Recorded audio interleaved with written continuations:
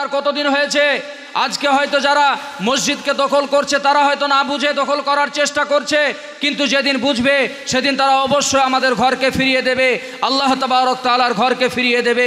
আজ তারা না বুঝার কারণে এটা করছে, কিন্তু আমি আপনি মুসলমান, আমার আপনার কলিজার টুকরা, আমার আপনার নিজের সন্তান, তারা সময়ের পর সময় নামাজকে ছেড়ে দিয়েছে।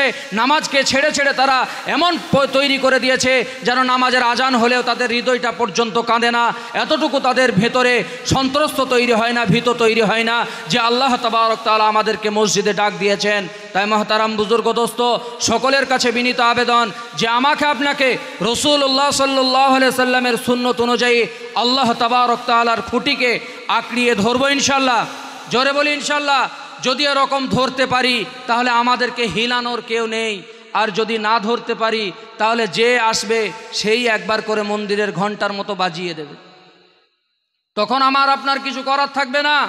সেটা আমাকে আপনাকে বাজতে হবে, যেমন প্রয়োজন হবে সেরকমভাবে বাজিয়ে দেবে।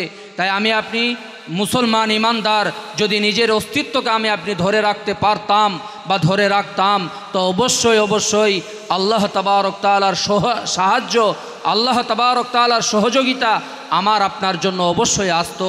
আর যদি সেই জায়গাটাকে ধরে রাখতে না পারি তাহলে কখনোই আমার আপনার জন্য সেটা আসবে না। আমাদের একটা সময় সমাজে মনে করতেন যে মুসলমানেরা ভাবতেন মুসলমানের বাড়ির পাশে বাড়ি করব তো নিরাপদে থাকব, মুসলমানের বাড়ির জমির পাশে জমি কিনব তো নিরাপদে থাকব। তো এটা আমার আপনার এখন মাঝখান থেকে মুছে গিয়েছে।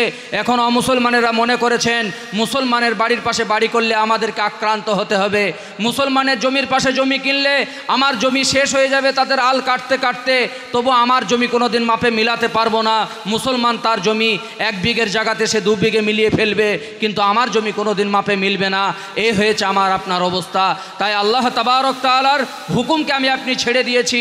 তাই আমার আপনার উপরে যত রকমের আল্লাহ তাআলার আযাব এবং আল্লাহ তাবারক তাআলার যে সাহায্য সহযোগিতার যে ওয়াদা ছিল সেখান থেকে আমি আপনি পিছিয়ে গিয়েছি, আমার আপনার উপরে আর সেটা আসে না।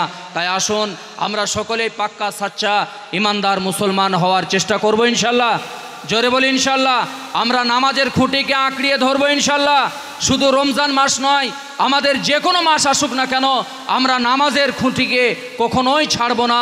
যেটা রাসূলুল্লাহ সাল্লাল্লাহু আলাইহি সাল্লাম পবিত্র জবানে বললেন, আস-সালাতু ইমাদুদ্দিন, যে নামাজকে আদায় করলো সে দিনের খুঁটিটাকে টিকিয়ে রাখলো, আর যে নামাজকে ছেড়ে দিল সে দিনের খুঁটিটাকে গুড়িয়ে দিল। এটার থেকে খারাপ আমার আপনার জন্য আর কিছু হতে পারে না। তাই আসুন আমরা রাসূলুল্লাহ সাল্লাল্লাহু আলাইহি সাল্লামের সুন্নত তরিকাতে আল্লাহর হুকুমকে আঁকড়িয়ে ধরে নিজের জীবনকে অতিবাহিত করার চেষ্টা করব ইনশাল্লাহ। জোরে বলি ইনশাল্লাহ। আল্লাহ তাআলা একবার জোরে সরে বলি ইনশাল্লাহ।